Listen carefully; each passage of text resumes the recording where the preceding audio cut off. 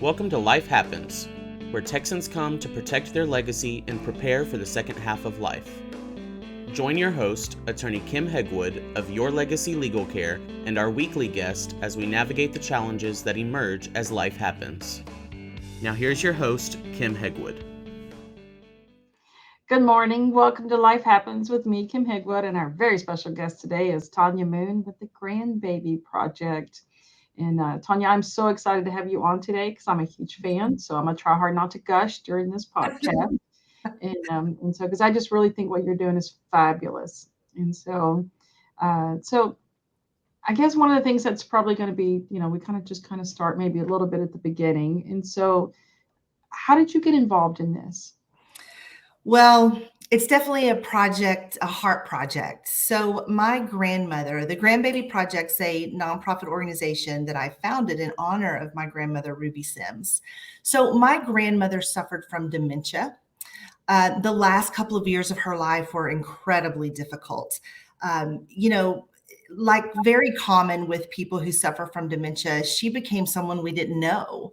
And through just really trying to figure out how to get glimpses of her back to us, someone in the family had an idea, I don't even remember who it was, to give her a baby doll because my grandmother loved her grandkids so, so much. And we gave her a baby doll. And we very quickly realized that the only way she would really be compliant at times when she needed to take medication or needed to shower, or we even needed her to eat more, was if she had her baby. And heaven forbid if the baby doll went missing at the community for which she lived, because she could be really difficult. And so she became more and more agitated, more angry as the disease progressed. And so we always made sure we had baby dolls on hand. She had her favorites, but if one went missing, we had to make sure that we had one available quickly, because it truly was one of the only things that would calm her when she became fixated on something or got angry and agitated or confused and sad or weeping. She had to have her baby doll. And so I had wanted to launch this project for years and years and years because I really thought, well, I'm sure, she's not the only one. And sure enough, here we are. And we give lots of grandbabies out. I've got one I want to show you. Yeah. So we've given out hundreds and hundreds of grandbabies to seniors with dementia. And it's just grown and grown and grown, and it surpassed my wildest expectations already. So how does the use of the therapy dolls, how does it work in having the therapy dolls and people with dementia, so how do you kind of start that process, handing someone, the baby, what does that look like? Oh, it's so beautiful. And there's so many videos on our Facebook page, but I always do a little bit of staff training at the communities for, where we are before we call it a baby shower event with the staff. And, I just make sure that the staff understands that we handle the dolls just like they're real baby dolls. We hold their head. We're very careful in how we cradle them and how we hold them. When I launched the project, I knew that texture was very important. So I searched high and low for the exact kind of dolls that we needed, dolls that aren't too hard, that aren't too soft, that have some weight to them. They wear a newborn diaper. And we handle the dolls just like they're newborn babies. So when we literally hand that baby doll over, it is a pretty magical moment, because regardless of where the person is in their disease process or progression, it's like riding a bike. I mean, they just naturally gravitate to that baby and they start to hold it and cuddle it. And one of the first things we notice, especially with men, is the baby goes up here and patting on the bottom starts to happen, and rocking and rocking. And so we just handle the baby as though it's real.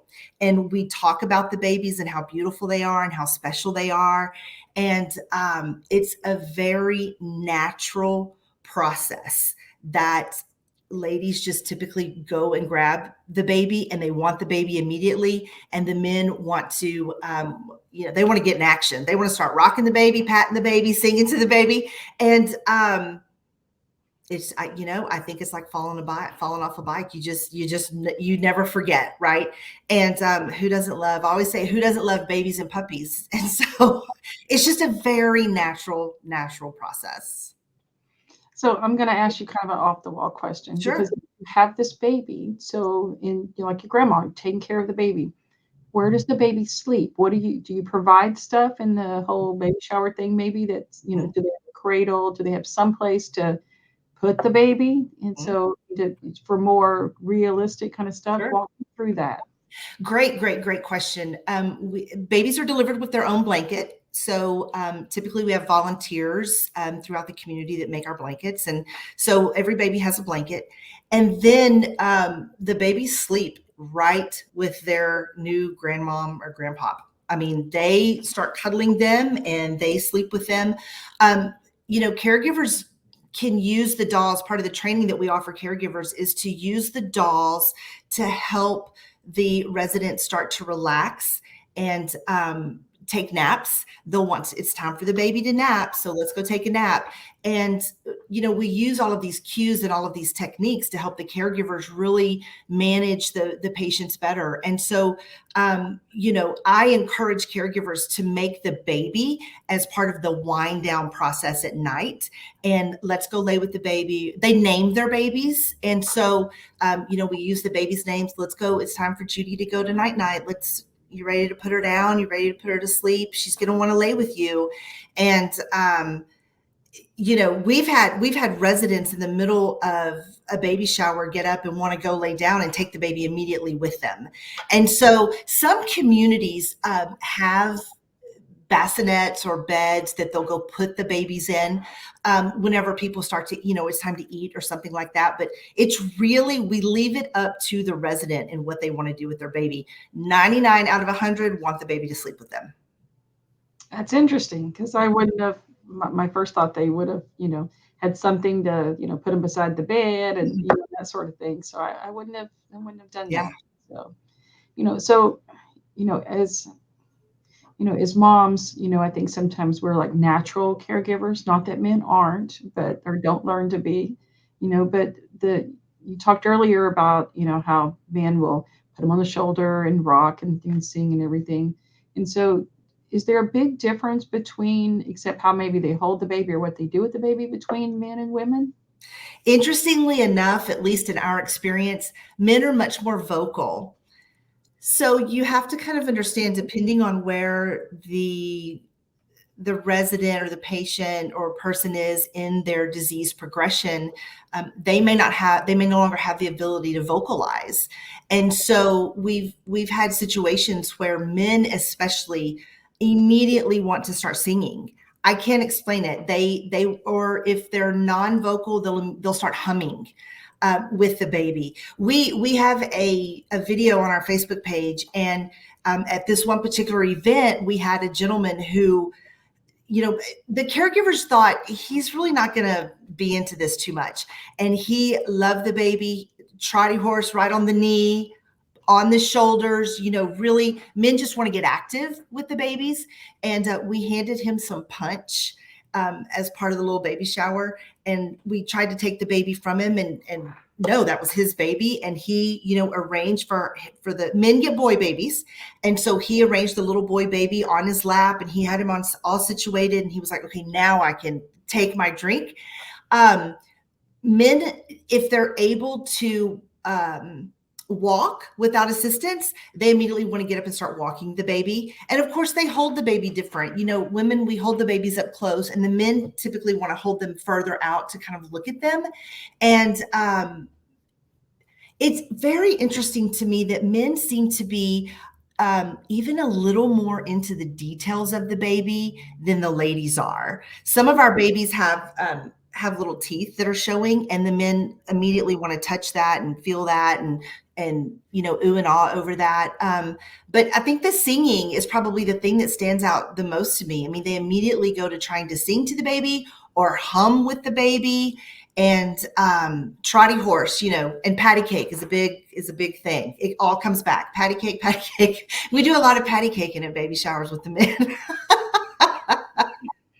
I can appreciate that. Yes. So most definitely. And so how can people donate or help? Because that was my big thing is what can I do? Yes, yes. How does that work? I noticed because I got, involved, started seeing you, on Facebook, in a community, and all I could think about is, oh, I want to do that. Yeah.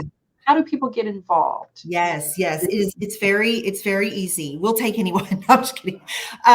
So we do these events that we call baby showers with assisted living and memory care communities throughout the whole state.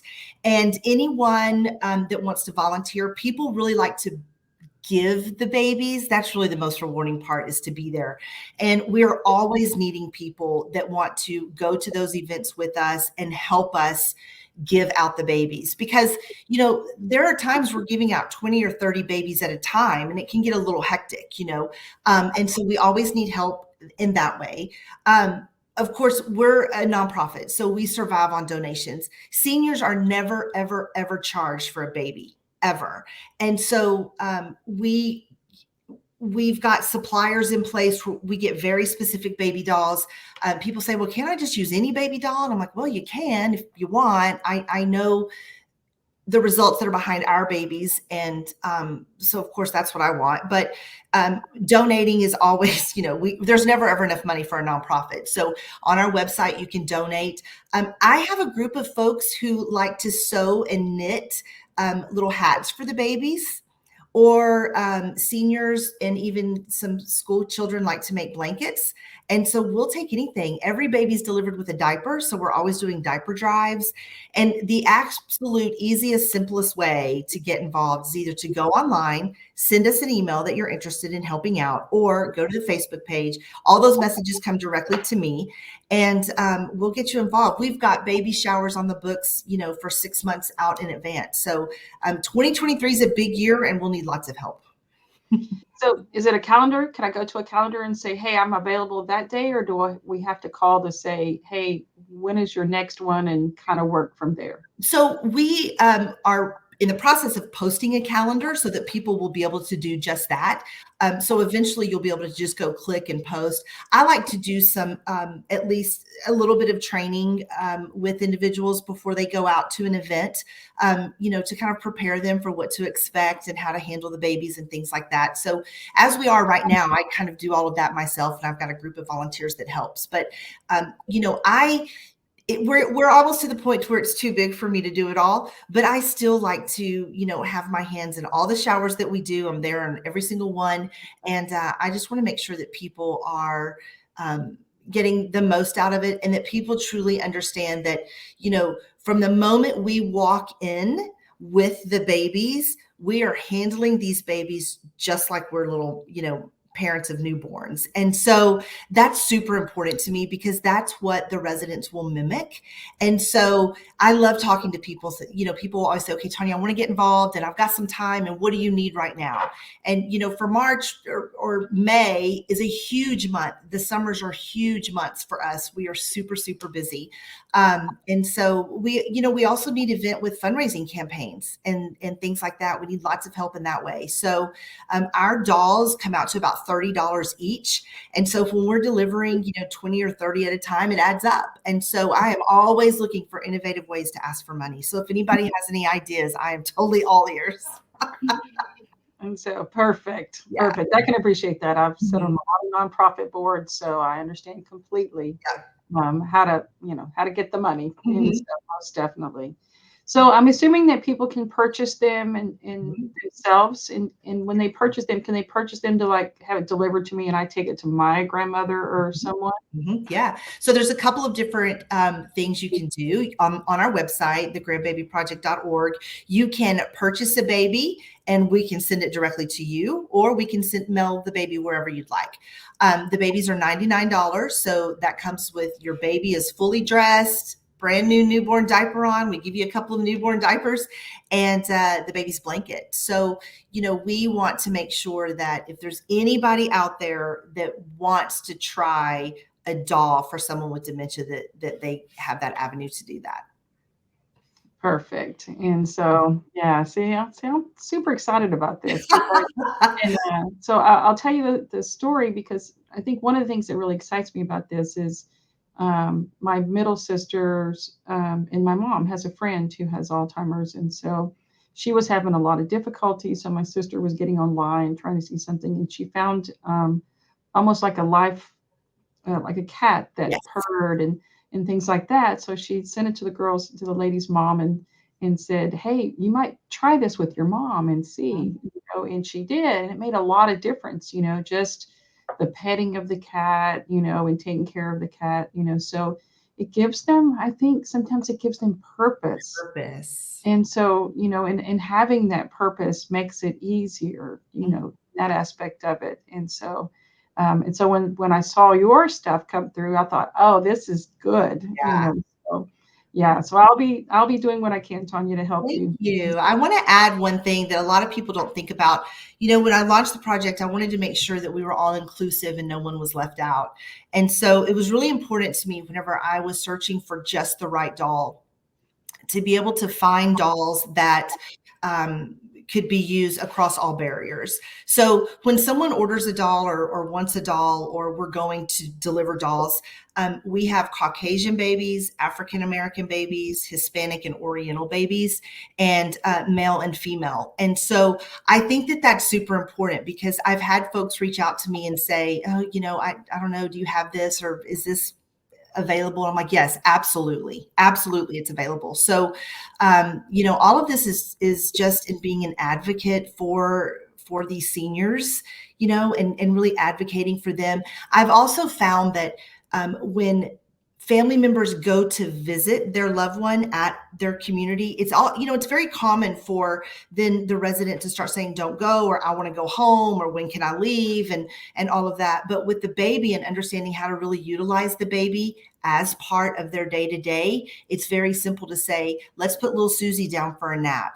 Okay, it's time for Susie's nap, and I'm going to go so that Susie can rest and you can rest with her. And so, there's all different kinds of ways to utilize the babies. And that's something that we train in all of the communities that we visit as well. Perfect. All right, Tonja, how does somebody find you now so they can help with the process? So online, thegrandbabyproject.org, or my email, thegrandbabyproject@gmail.com is probably the easiest way. We're on Facebook as well, the Grandbaby Project, and we're all over. We're on TikTok, we're on Instagram, but a simple email, or check us out on Facebook, easiest way. Perfect. Thanks so much for being on the show. I really wanted to get people to know more about what you were doing. Yes, we're happy to do it. All right. Thank you, Kim. You're welcome. You too. Thanks for tuning in to this week's episode of Life Happens with Kim Hegwood. Be sure to tune in every Thursday at 10 a.m. wherever you listen to your podcast, as we navigate through the challenges that emerge as life happens. The content of this podcast does not establish an attorney-client relationship or constitute attorney-client privilege, legal, medical, financial, or any other professional advice.